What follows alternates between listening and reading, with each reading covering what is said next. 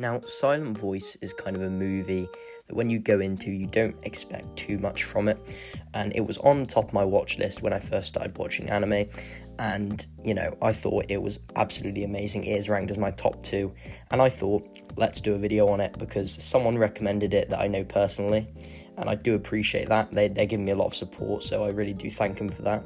But yeah, we're just going to be breaking down kind of Shoya's character and like the main themes that he represents, like guilt, tragedy and things like that, and like why his character is so compelling and so good.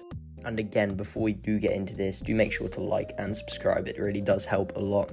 But I won't say too much more about that. And anyway, let's just get to the main point of the video. From the first 20 minutes of the film, we can kind of get a grasp on who Shoya's character actually is, and he's not raised to be this way either. Like, how he treats Shoko, it just shows he has no self-awareness, and, kids are cruel, so that's why he kind of does it, and he wants validation from his friends. Like, he was not raised to be that way at all. He just wanted validation from his friends, and he thought it was a cool thing, and he just didn't really care about other people's feelings, which you can kind of start to see at the start of the movie.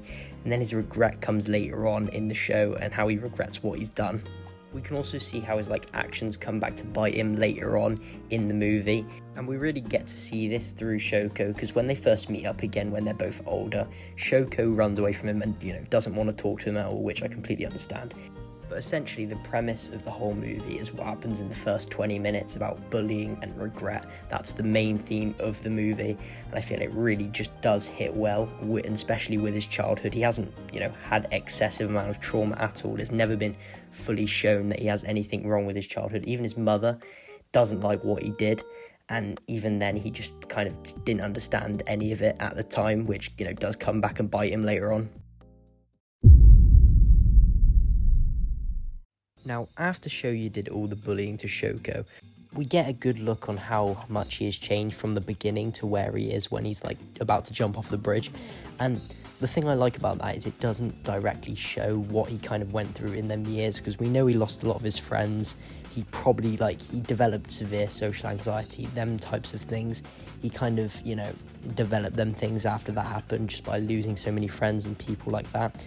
And when the story resumes to present day, Shoya's kind of at rock bottom. He's torn off all the things off his calendar. He just doesn't really feel like living anymore.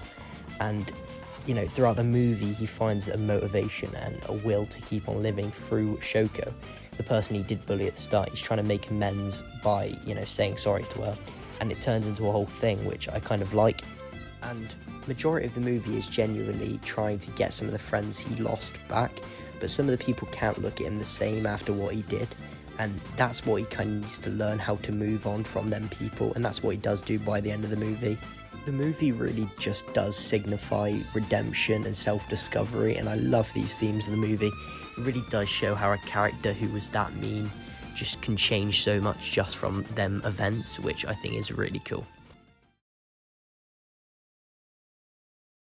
Another thing his character does exceptionally well is show how realistic he actually is, because I can guarantee everyone in the comments has made a mistake years ago that they regret currently. That's exactly what's going on with Shoya. He did something he regretted in the past, and he's trying to make amends for what he did. And this really does show how human his character actually is, and I really do like the story for that. It has a really grounded take on redemption. It's not just an evil to good kind of story. There's layers to his redemption as well. It's not just a straight path. He has ups and downs throughout the story. His path isn't just set all in one way, which is what I really like as well. Even still, after I've watched the movie, I've met people who still think he is a terrible character and he deserved everything that happened to him, which I think is a really stupid take. And I feel like you did not pay attention to the movie if you think that. Now, at first, Shoko kind of just appears to be the love interest of the movie, but she's a lot more of a character than that. We kind of see the repercussions of Shoya's bullying and onto her, and how she responds to this, and what she does at the end, and then Shoya's sacrifice. It all kind of adds up at the end. And we kind of get to see her view of the whole situation, how she's been coping with it as well. And better yet, she's kind of the stepping stone for every action that happens in the movie. Pretty much everything revolves solely around her and what happened to her at the start. Another thing this movie does really well is at the start, kind of Shoya goes to Shoko out of guilt for what he's done before, he's about to, end it. But then that guilt kind of slowly forms into love, and you get this really good dynamic between the two characters and, the parallels of them. The whole of their romance kind of just has you on the edge of your seat, if I'm going to be honest. It is a very good plot, and it kind of fits really well in with the themes of depression and guilt. It is just a really good movie. But anyway, that will conclude the end of the video. If you guys have any more suggestions kind of like this, just let me know. Honestly, I'm up to do suggestions, and I did not use AI a single time in this video. I'm proud of myself. But without further ado, do make sure to like and subscribe, and I will probably see you in the next video unless I die and no more videos come out, but that's probably not going to happen. I'm probably going to make videos for the next million years, so don't worry about that. I'll catch you in the next one, guys.